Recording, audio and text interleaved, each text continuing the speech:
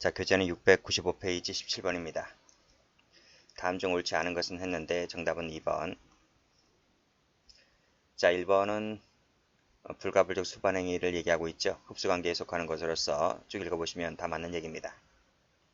2번 폭행이 업무방해죄 수단이 되었다 하여 흡수관계 아니라 했죠. 틀렸습니다. 불가불적 수반행위 아닙니다. 3번 가죠. 수수, 장소를 이동하여 은닉하는 방법으로 소지를 했다. 수수하면 수수죄가 될 것이고 소지면 일시적일 때는 흡수가 되겠지만 일시적이 아니라면 흡수가 되지 않습니다. 그런데 장소를 이동하였다고 나와 있으므로 일시적이 아니라고 봐야 됩니다. 그래서 독립한 별개의 죄가 됩니다. 능력도 없는데 기망해서 공천 관련해서 금품 받으면 이 지금 사기를 한번 친 거잖아요. 사기 쳐서 돈 받은 것이 한 개의 행위로 보는 거잖아요. 그래서 상상적 경합이 됩니다.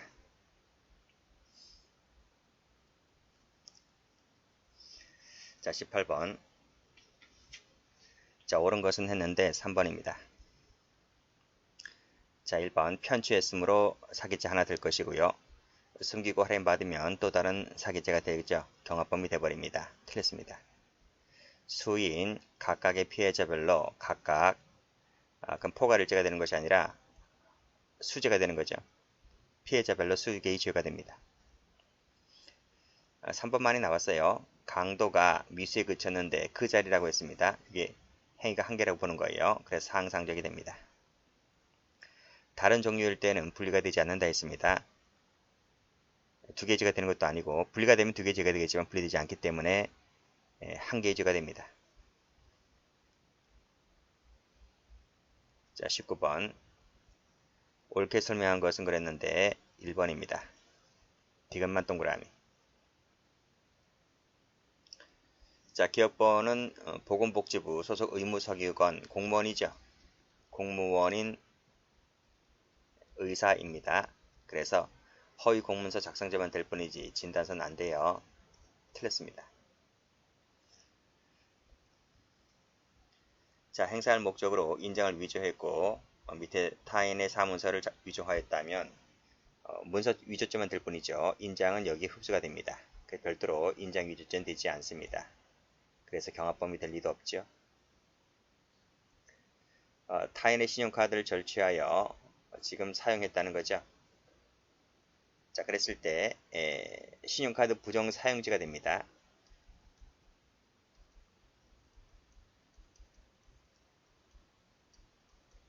이때 문서죄는 여기에 흡수가 되고 말아요. 별도로 이 문서죄는 성립하지 않습니다. 자, 디귿번 만입하자 앞에서도 수탁자 즉 보관자가 저당권 설정하면 횡령죄가 될 것이고요. 처분하면 매매 등으로 처분하면 별도로 횡령죄가 되는 거예요. 불사 안 된다. 그래서 횡령 더하기 횡령 경합범이 됩니다. 20번 가죠. 옳지 않은 것은 했는데 2번입니다. 1번 음주운전이죠. 음주운전은 계속범이라고 했어요. 그래서 1차 사고, 2차 사고를 냈다 하더라도 포괄일죄 계속범이니까요. 포괄일죄가 된다. 맞습니다. 압수된다. 압수 전후로 죄가 달라져요. 고의도 달라지고 포괄일죄다. 틀렸습니다. 경합범이 됩니다. 연속범 얘기 나와 있는데 어느 정도 시간적 계속이 근접성이 있어야 됩니다. 이런 근접성이 없다면 연속성으로 인정할 수가 없죠. 상습성을 갖춘 자가 여러 개의 죄를 반복하여 저질렀다고 했을 때 이건 포괄해서 하나의 죄가 되죠. 각각의 죄를 별죄로 보아 경합범으로 처단할 것이 아니라 포괄해서 하나의 죄가 됩니다. 21번 옳지 않은 것을 골라라. 3번입니다. 1번 강도를 하는 기회에 수명의 피해자에게 각각의 폭행을 하여 각각 상해를 입혔다. 경합범 되는 거죠. 피해자별로 수개의 죄가 됩니다. 강죄수면 강도죄, 예금 인출하면 절도죄, 별도로 절도죄가 됩니다. 3번은 두 개라고 했죠. 두 개. 두 개라고 했어요. 자, 불법 유통되고 있다는 것을 알면서도 불법 디지털 콘텐츠를 업로드하게 하였다. 이게 뭐죠? 방조죠, 방조. 방조가 됩니다. 그런데 이게 두 개라고 했어요. 두 개. 두 개이기 때문에 죄는 각각 됩니다. 두 개의 죄가 되는 거죠. 포괄죄가 되는 것이 아니라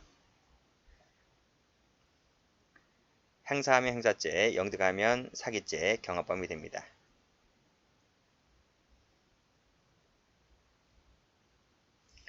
22번 옳은 것을 골라라 3번입니다. 자, 법조 경합의 한 형태인 특별관계에 있어서는 일반법의 구성요건을 충족하는 행위는 특별법의 구성요건을 충족하지만 바뀐 것 같은데 특별법의 요건을 충족하는 행위는 일반법의 구성요건을 충족하지 못한다. 바뀌었어요. 반대로 설명됐습니다. 틀렸습니다.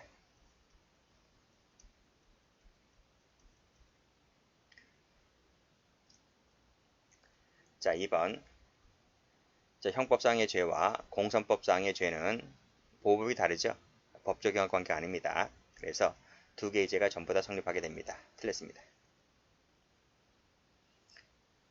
작물죄는 타인이 영득한 죄의 처분에 관여하는 범죄이기 때문에 자신이 범죄에 대하여는 불사가 되는 것이다. 맞아요. 두 명이니까 두 개의 죄가 될 것이고 폭행은 뭐죠? 순차폭행은 사회관념상의 행위가 한 개로 봐요. 하나의 행위로 두 죄를 범했으므로 상상적 경합이 됩니다. 그래서 두 개의 죄가 되는데 뭐 상경만 적어도 아시겠죠?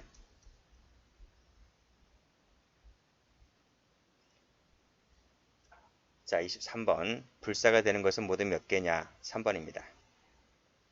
니은, 리을, 미음, 동그라미. 자, 기억번 뭐 계속 나오네요. 여기서 횡령죄 하나, 그리고 여기 후에 말소 등기를 신청함과 동시에 자기 앞으로 지금 등기를 하였다는 얘기잖아요. 그쵸? 그쵸? 그랬을 때 여기 횡령죄 하나, 경합범위 돼버려요. 플러스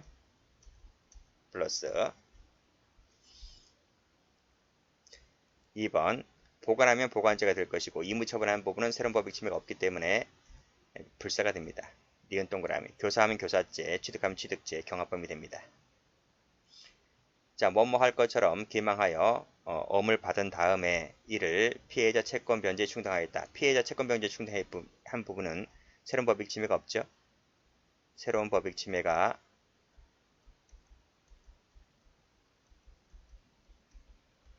없어서 이게 바로 뭐가 됩니까? 불사가 됩니다. 동그라미 질권 선정도 풀었죠. 배임죄가 됩니다. 이때 동의하에 이제 만기 도래했어요. 동의하에 인출한 것은 새로운 법익 침해가 없기 때문에 이 부분도 불사가 됩니다.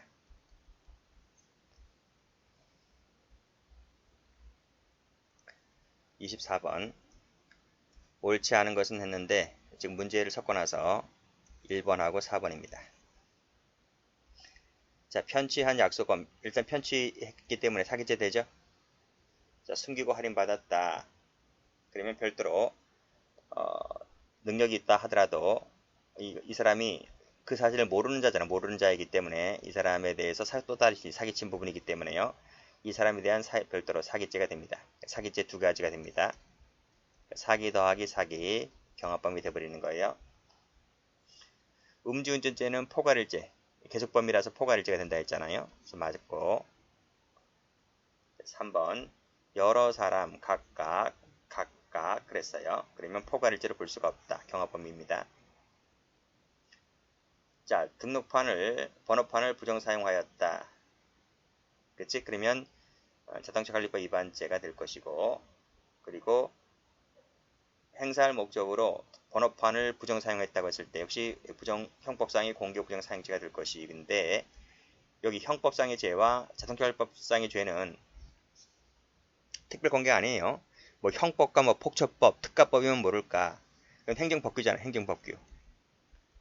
행정법규 사이에서는 특별관계 아닙니다. 죄가 각각 성립하게 된다. 면허 없이 수입하면 관세포탈하면 무면허 수입죄가 되고 관세포탈죄가 될까 아니면 관세포탈만이 될까라고 하는 것인데 관세포탈만이 됩니다.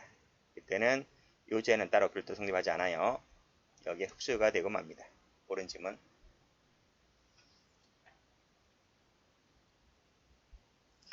25번. 불사가 되는 것은 모두 몇 개냐? 1번입니다. 리을만 동그라미.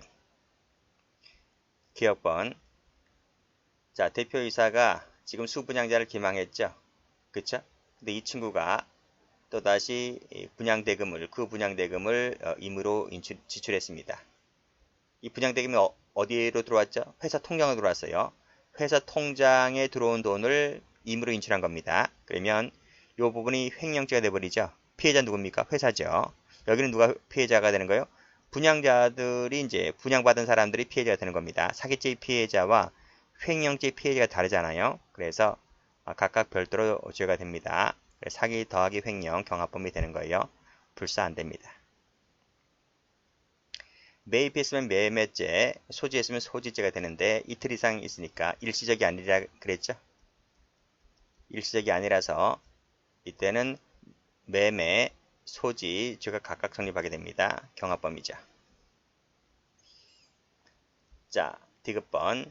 일부를 소비했다. 나머지를 반환 거부했다. 요 아주 옛날 판례인데 옛날에 무지 잘 나왔거든요. 근데 요즘 거의 잘 안 나오는데 요 명신탁 사안이죠. 요것은 요 해설에 나와 있지만 요 판례가 중과생략 등기형 명신탁이에요.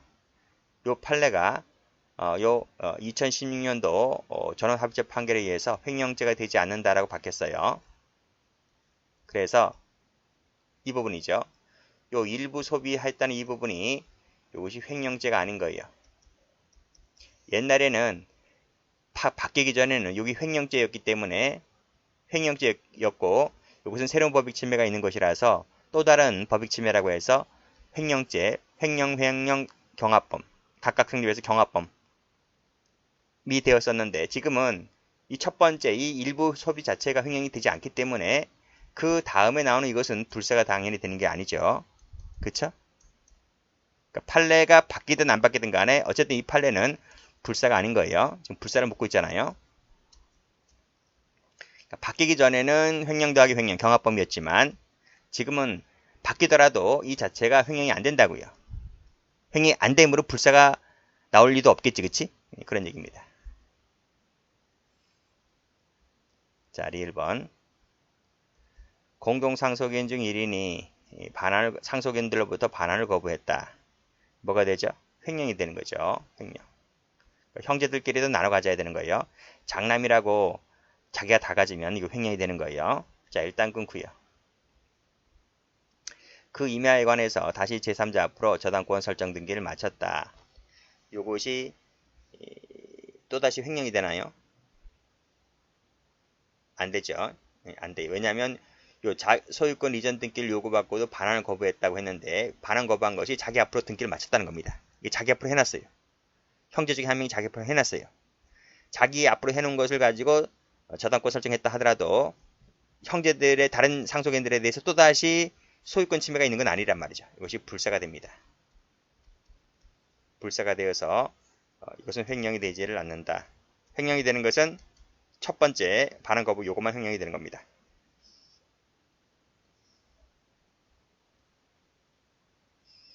여기까지 할까요? 포괄일제는 쉬었다 하겠습니다.